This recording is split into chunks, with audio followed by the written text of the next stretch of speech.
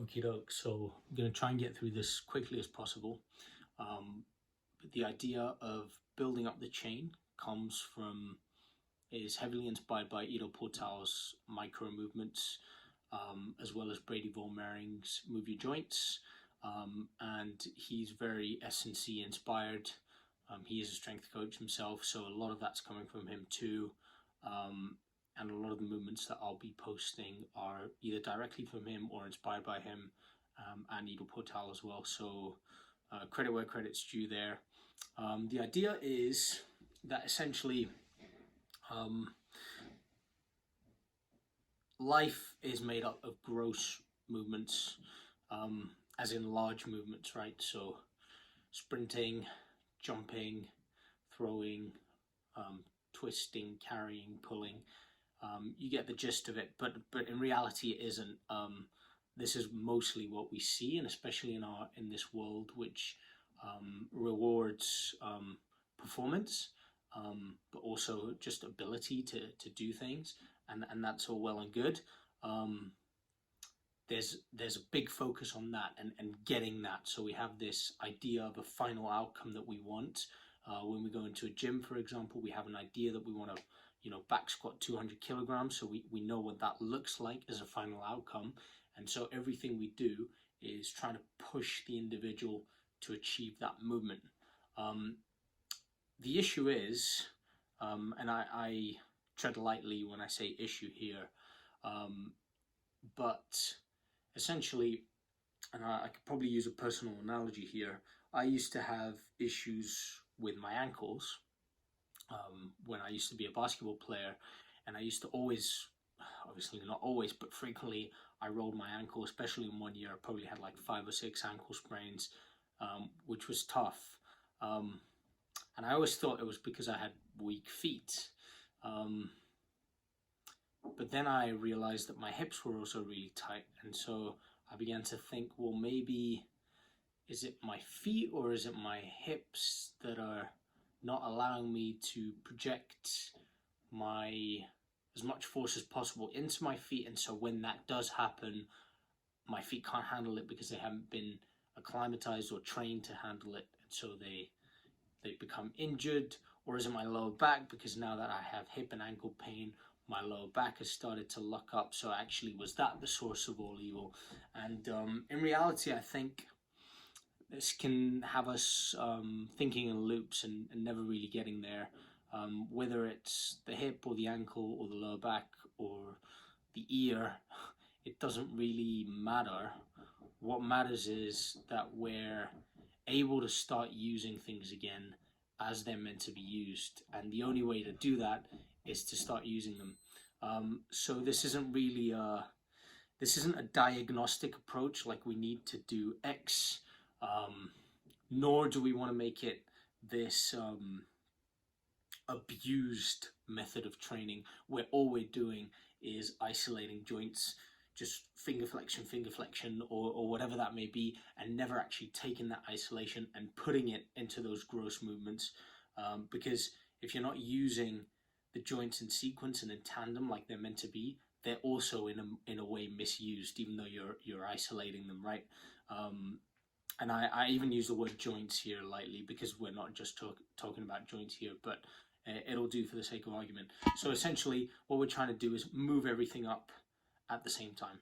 And the reason we're doing this, and I just have a few notes here, is for one, this might enable us to work on things that we otherwise can't in movements like a squat or our traditional kind of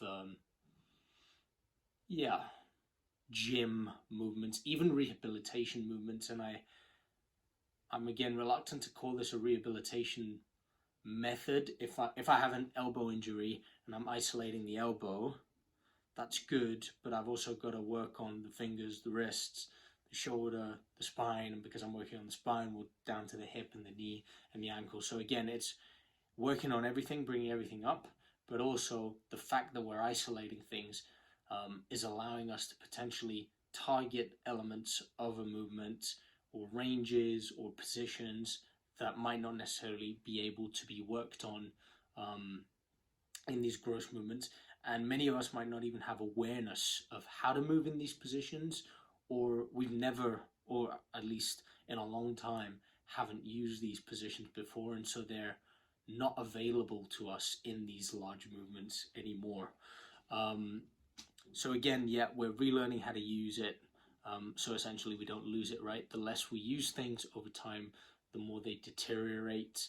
And that's a whole rabbit hole of a discussion altogether.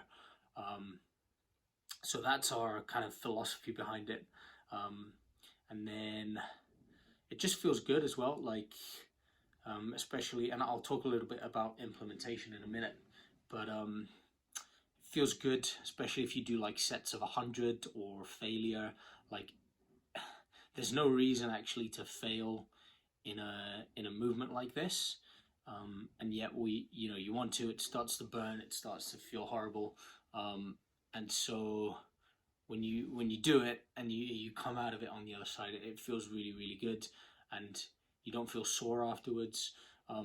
Also, kind of tying into that point, it's teaching us, and again, this is a different discussion, but it's teaching us how to recover while we work. So if I'm doing, for the sake of visibility here, if I'm doing wrist flexion and extension, and I'm doing a set of 100 reps, right?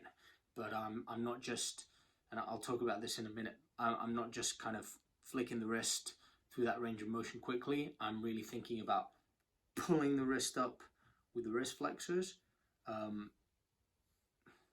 wrist extensors rather, and pulling it down with the wrist flexors, right? So I'm really pulling with intent in these positions at probably 40 reps, but let's say 60.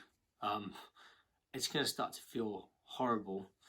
And actually there's a point you get to, and this is a physical point, it's an emotional point, it's an investment point where you start to become so engaged that at 60 reps it sucks, and at 70 reps it feels awesome. And then at 75 reps it feels like it's your first rep and you're fresh, and then at 77 it burns like hell. And so it's kind of tying on this concept that we, or this belief potentially, that we can recover as we work, and experiencing that in real time. And also the last reason, which I've already kind of touched upon, is that failure doesn't really exist in this kind of movement. Like you can always keep going, and if you do 300 reps and you just really can't, if you just, like if I'm doing shoulder adductions horizontally, if I'm on rep 300, my arm's shaking, if I just kind of like shake it out for a second, I can keep going. There's no physiological reason to keep stopping. So we're tapping into something different here, which is as we come close to these failure points, the thoughts, actions, beliefs, emotions, levels of consciousness that arise whenever we want to give up or feel highly distressed or uncomfortable begin to arise with it. And so I genuinely believe that with these movements, we can start to become more aware of these thoughts, actions, beliefs, emotions, so that we can decide, or we can become better at deciding when we need to stop. And oftentimes that actual limit, that actual place of failure is far, far beyond those elements, and it's often those thoughts, actions, beliefs, emotions that are causing the person to stop and are actually making things more uncomfortable than they need to be. Again, it's kind of a rabbit hole discussion, but as a brief overview, that's kind of the idea behind this, building up the chain method. So how do we do it? I'm going to post a bunch of videos in terms of a bunch of different movements of joints. This isn't exclusive, so I know there's more, and potentially is far more. There might be infinitely more, but just to keep things simple for the sake of brevity now, like I mentioned earlier, we can do them engaged. So thinking about pulling with the muscles that pull, and then pulling with the opposing muscles on the other side. This is really good for areas that haven't been engaged in a long time, and just kind of bringing life and consciousness and voluntary control in a region that hasn't been used in a while, and kind of that engagement back and life into these areas. We can do them relaxed. So if engaged is pulling with the muscle itself, like really imagining that you're in the arm, you are the muscle, and you're pulling the wrist up and then pulling the wrist down on the opposing side.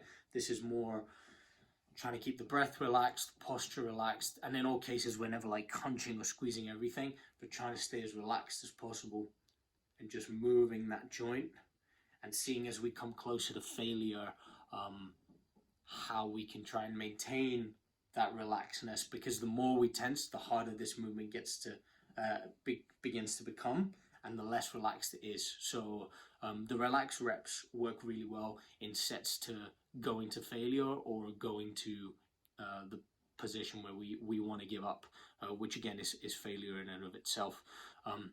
100 reps is a good number. Again, this is from Brady Volmering, and I've experienced this myself. At about 40 reps, discomfort starts to kick in, and so 100 is a good number where we're getting a good amount of stimulus. Like, one thing I want us to take away from this is, and that I want to try and communicate is, like I said earlier, we don't want to make this an end-all be-all where all we're doing is this, and we actually want it to have purpose, right? We want to come in, say on a Monday, and we're doing lower body. If we're doing some of these movements in the lower body, if we're working on the knees and the ankles and the hips or whatever, we want to actually stimulate the body and lead to some adaptation, whether it's a muscular adaptation or connective tissue or some mental or emotional change, right? We want to lead to some change. So 100 reps is a good stimulus there. If things become too easy or if we want more stimulus, we can do them weighted. So again, wrist flexion extension, but holding a small weight, and it makes a big difference when you're doing high reps like that. And again, another method which I've already mentioned is going to failure or the point of wanting to give up. And lastly is doing the gross movements. So we take all these rungs in the chain, but we also want to use the chain, right? We want to have these strong pieces together in that chain, but we also want to use the chain how it's meant to be used. Otherwise, those individual pieces are still being misused.